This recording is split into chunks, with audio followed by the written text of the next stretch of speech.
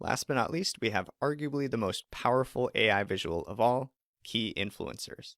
Now, the purpose of the key influencer visual is to help you understand the statistically significant factors that drive specific metrics or outcomes. And this is quite a bit more complex because now we're not just visualizing or summarizing information.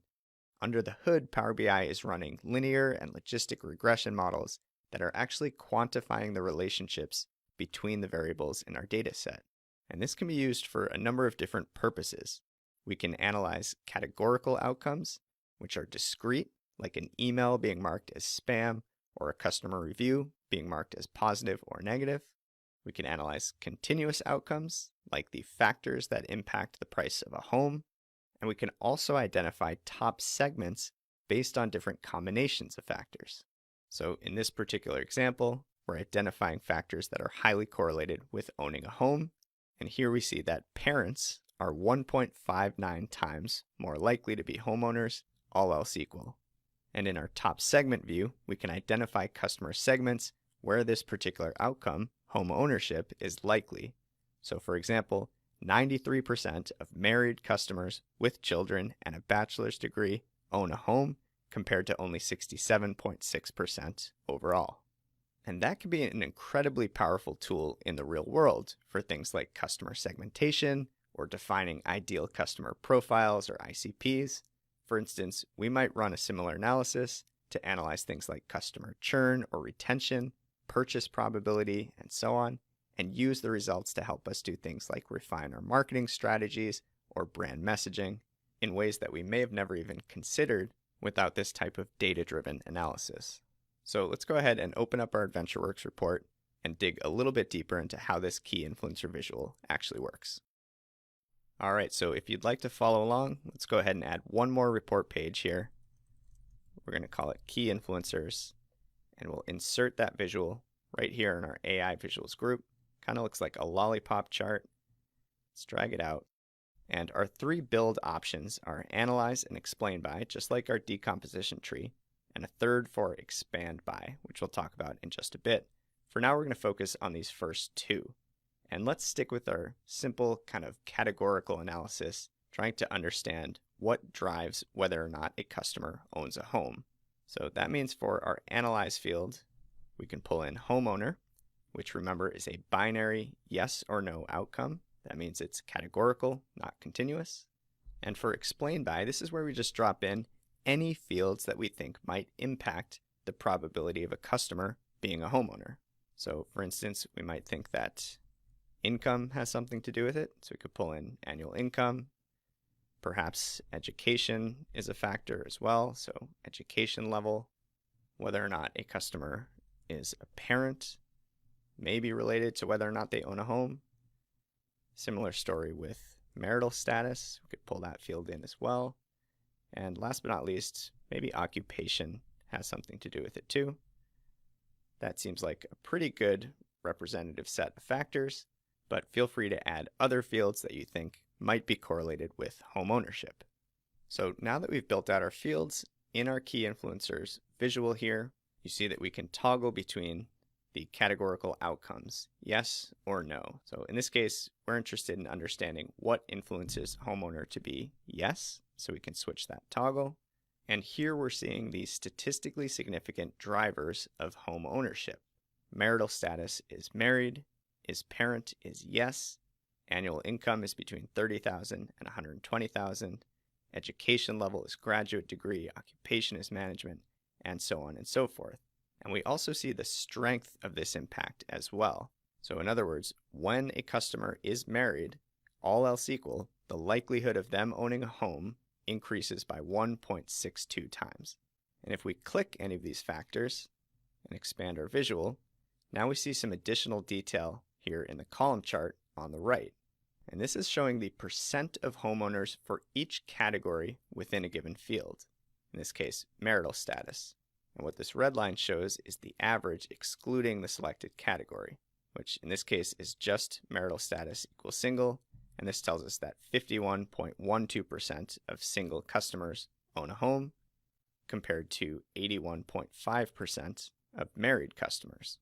And if we look at another example, This is the is parent field. We see that 47.93% of customers who are not parents own a home versus 75.18% who are parents. Let's look at one more example here with a couple additional options. In this case, customers who fall in this 30 to 120,000 income range own homes at a rate of 72% compared to the average of all the other categories at 58.31%. So these strength values, the 1.62, the 1.59, the 1.23, are essentially derived by comparing the difference in home ownership for a specific category compared to the average of all the others. Now, what's also helpful is that if you hover over these buttons, it gives you some additional information, including how much of the data set is represented by this particular field or factor.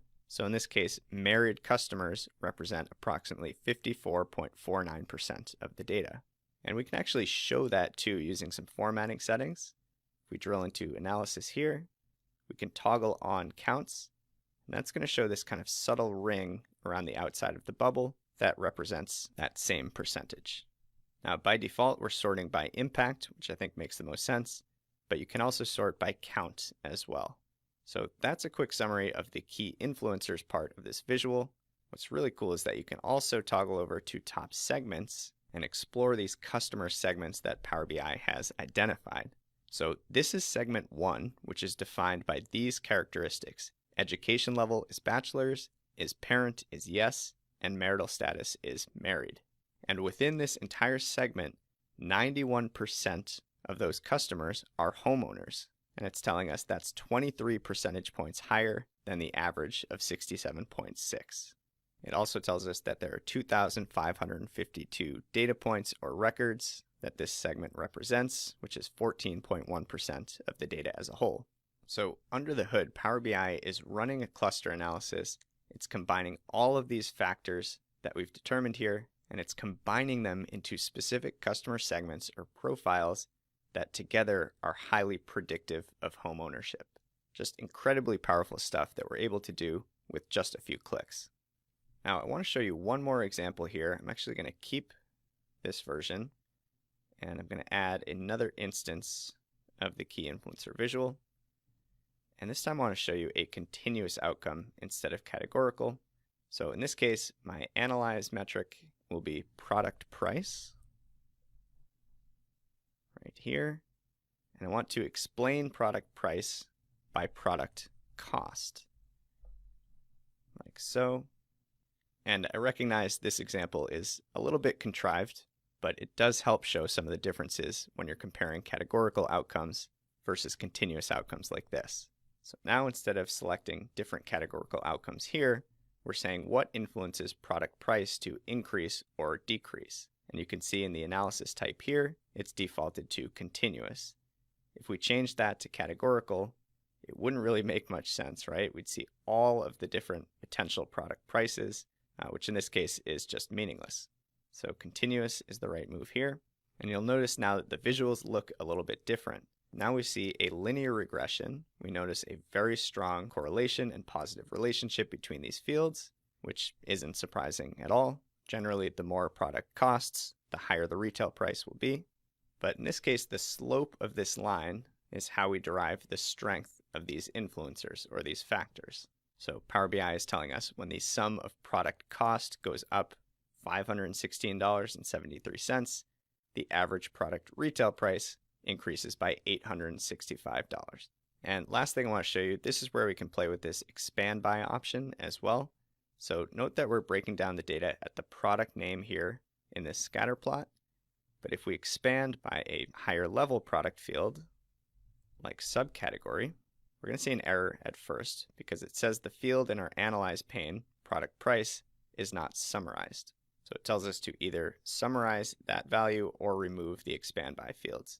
So instead of product price, what we can do is pull in a summarized field that we've calculated, like average retail price. And now we're going to see that same linear regression, except now each point in our scatter plot represents a product subcategory. Road bikes, mountain bikes, touring bikes, and so on. So obviously a lot to digest here. You can go much, much deeper with these key influencer visuals, but hopefully that quick overview helps you understand how these are working and exactly how powerful they are.